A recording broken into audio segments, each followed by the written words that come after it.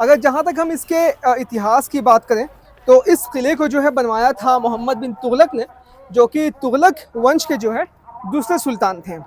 और उन्होंने अपने बाप के मरने के बाद 1325 में गद्दी संभाली थी और फिर जो है उन्होंने कायम किया था जहाँ पनाह का किला।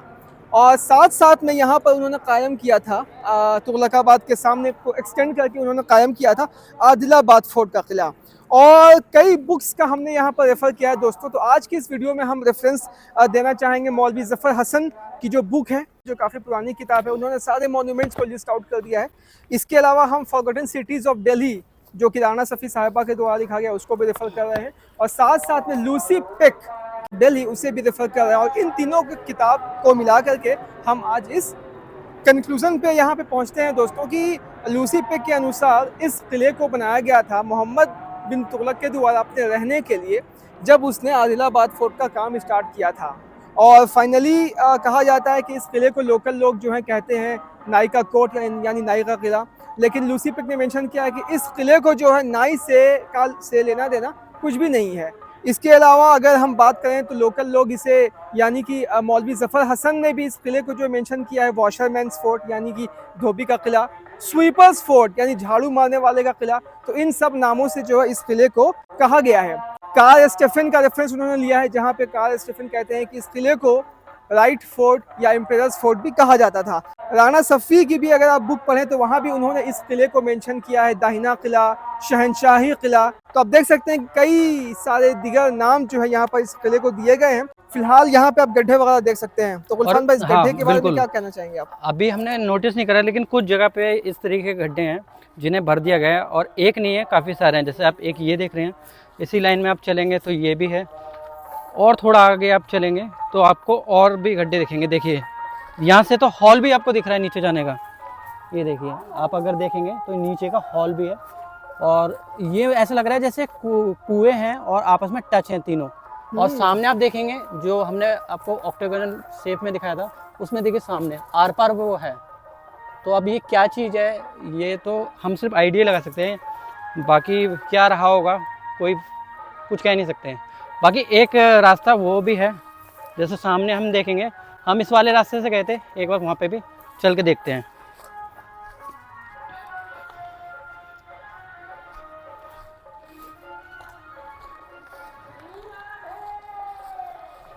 वो जैसा रास्ता वो नीचे की तरफ था, ये ऊपर आपको आना पड़ेगा चढ़ के।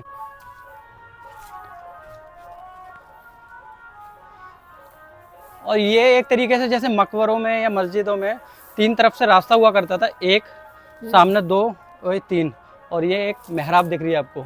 और इसे आप कह सकते हैं, अगर कोई रकी भाई आइडिया लगाएं तो क्या हो सकता है, जैसे मेहराब तो मस्जिदों में भी है, तो पश्चिम की तरफ ही होता है। बिल्कुल, मे भी कुछ किसी का मकबरा था, क्या था नहीं मालूम, लेकिन कब्र तो हमें यहाँ देखने को नहीं मिलती है, कुछ नहीं दिखती है। बाकी एक रास्ता इधर भी है, यहाँ भी आके देख सकते हैं।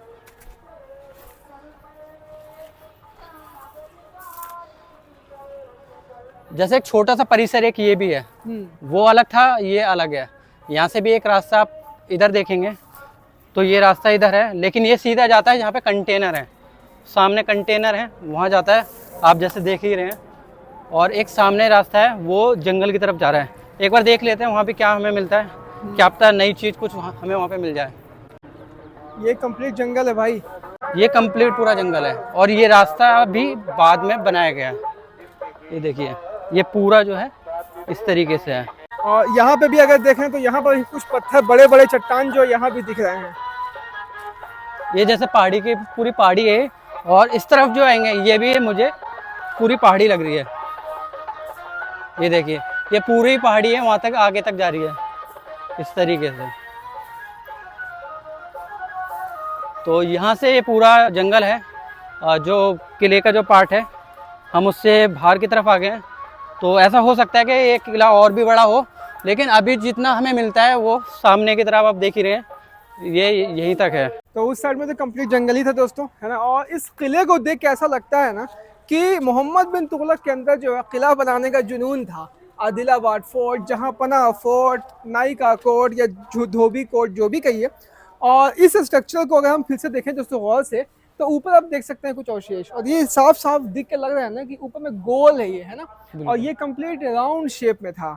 अभी तो ना जाने यहाँ पे स्ट्रक्चर्स हमें दिख रहे हैं चारों तरफ गिरे हुए, अब बस अनुमान ये लगाइए कि अभी जो कुछ आपको यहाँ पे गिरे पड़े चीज़ें दिख रही हैं 700 साल पुरानी सारी चीज़ें हैं।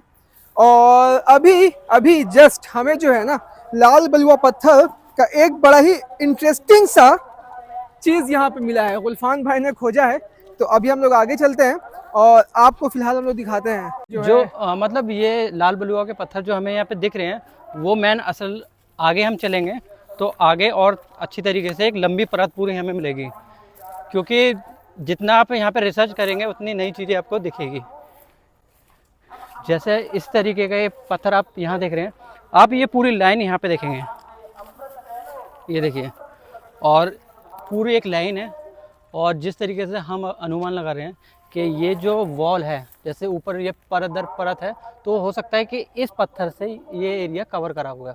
जैसे ये पत्थर है, इसी तरीके से ऊपर भी कवर करा होगा पूरा, उसके ऊपर भी पूरा कवर करा होगा।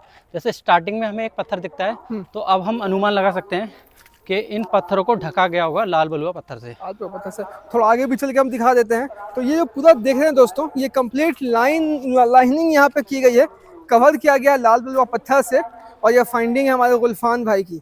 तो यहाँ भी देख सकते हैं हम आगे में जो चीज़ें यहाँ पे झड़ चुकी हैं, है ना। ये सारा लाल बलुआ पत्थर है, और यहाँ पे आप देखें हर जगह जो है ना आपको इस तरह का यहाँ पर छेद दिख रहा है। अब इसमें ज़्यादा हमें इंटरेस्ट आ रहा है कि आखिर ये जो छेद है ना ये किस लिए था भाई, ये चीज़ समझ में नहीं आ रही है। और दीवारों को अगर आप देखें तो बहुत सारे मेहराब भी वहाँ पे बने हुए हैं, और हर तरफ जो है आपको छेद वगैरह भी यहाँ पर दिखेंगे।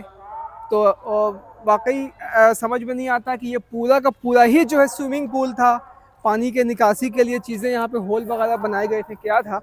तो यहाँ पर तो जितना रिसर्च करें उतना कम है। बिल्कुल, लेकिन इससे एक चीज़ ये साबित हो गई है कि हमें ना वेस्टर्न कहीं भी नहीं मिला है। हाँ। तो ये सिक्योरिटी पर्पस के तो नहीं बनाया, क्योंकि वेस्टर्न होना बहुत ज़रूरी है।